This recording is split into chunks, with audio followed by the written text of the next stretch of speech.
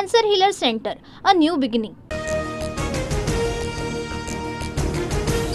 पहलगाम हल्ल्यानंतर आज 4 मोठ्या बैठका, 2 बैठका संपल्या, तिसरी बैठक सुरू। अमित शाह, जेपी नड्डा, राजनाथ सिंह बैठकीला उपस्थित। पाणी बंदनंतर कोणता मोठा निर्णय होणार का याकडे लक्ष। पाकिस्तानच्या माहिती प्रसारण मंत्र्यांची मध्यरात्री पत्रकार परिषद। पुढच्या 24 ते 36 तासात भारत हल्ला करू शकतो, अताउल्ला तरारचा मोठा दावा। पहलगाममधील हल्ल्यात लष्कर-ए-तैयबाचा टॉप कमांडर फारुक अहमदचा सहभाग उघड। फारुक अहमद सध्या पीओकेमध्ये लपल्याची एनआयएतील सूत्रांची माहिती।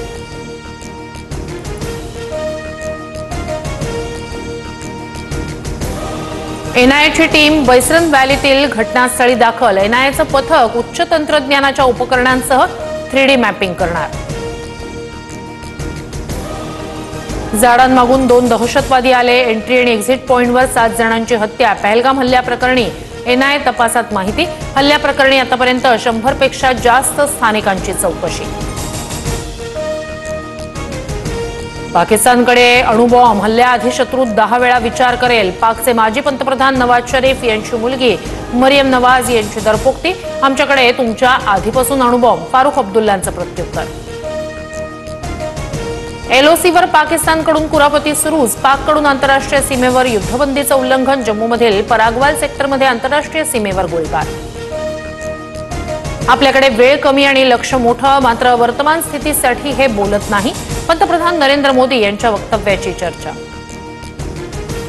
पहलगाम हल्ल्याचा मुद्दा ब्रिटिश संसदेत उपस्थित। वाढत्या तणावाच्या पार्श्वभूमीवर ब्रिटनकडून भारत आणि पाकिस्तानला शांततेचं आवाहन। अनेक ब्रिटिश खासदारांकडून पहलगाम हल्ल्याचा निषेध व्यक्त। पहलगाम हल्ल्याला 24 तासात उत्तर दिलं पाहिजे होतं। हल्ल्यानंतर गृह खात्यावर कारवाई व्हायला हवी होती। आम्ही सरकारच्या पाठीशी, पण त्यांच्या चुकांच्या पाठीशी नाही, संजय राऊतांची टीका। अटारी बॉर्डरवरून पाकिस्तानी नागरिकांची घर वापसी। 29 एप्रिलपर्यंत भारतातून पाकिस्तानला 786 नागरिक परतले, तर पाकिस्तानातून भारतात 1616 नागरिक आले। ठाकरे बंधू एकत्र येत असतील तर चांगलंच। ठाकरे बंधू एकत्र येण्याच्या चर्चेवर ज्येष्ठ नेते शरद पवार यांची पहिल्यांदा प्रतिक्रिया। 100 दिवसांच्या कार्यालयीन सुधारणा कार्यक्रमाचा निकाल उद्या जाहीर होणार। मुख्यमंत्री देवेंद्र फडणवीस यांचं ट्विट। 10,000 शेतकऱ्यांच्या नावे बोगस कर्ज आणि कर्जमाफी। शेतकऱ्यांची फसवणूक करणारे मंत्रिमंडळात। विखे पाटलांवर रितसर खटला चालवा, संजय राऊतांची मागणी। 29 ऑगस्टला मुंबईत आंदोलनासाठी जाणार, आमरण उपोषण करणार। मुंबईत गेल्याशिवाय पर्याय नाही, मनोज जरांगे यांची माहिती।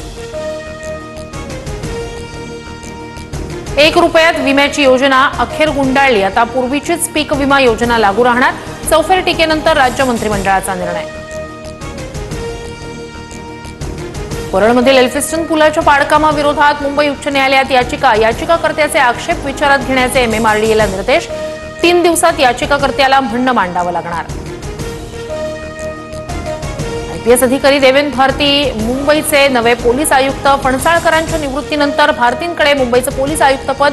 देवेंद्र भारती सध्या मुंबईचे विशेष पोलीस आयुक्त।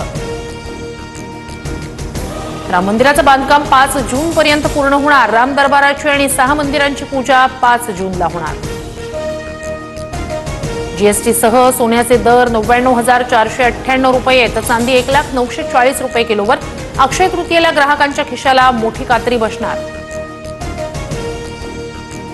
नागपुरातील हिरणवार टोळीवर मकोका कायद्याअंतर्गत पोलीस कारवाई करणार। अंबाझरीतील कॅफे संचालक अविनाश भुसारी हत्याकांडात हिरणवार टोळीतील 17 आरोपींचा समावेश।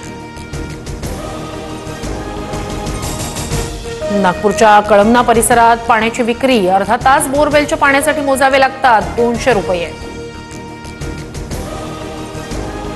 इगतपुरी तालुक्यातील मुख्य धरणाच्या पाणीसाठ्यात घट। धरणात 50% कमी पाणीसाठा, तर अनेक धरणं तळ गाठण्याच्या मार्गावर। बीडच्या धारूरमध्ये कोयता गँगची नागरिकांमध्ये दहशत। सीसीटीव्ही कॅमेऱ्यात कोयता गँग कैद। 25 ते 30 तरुणांकडून रात्रीची गस्त सुरू।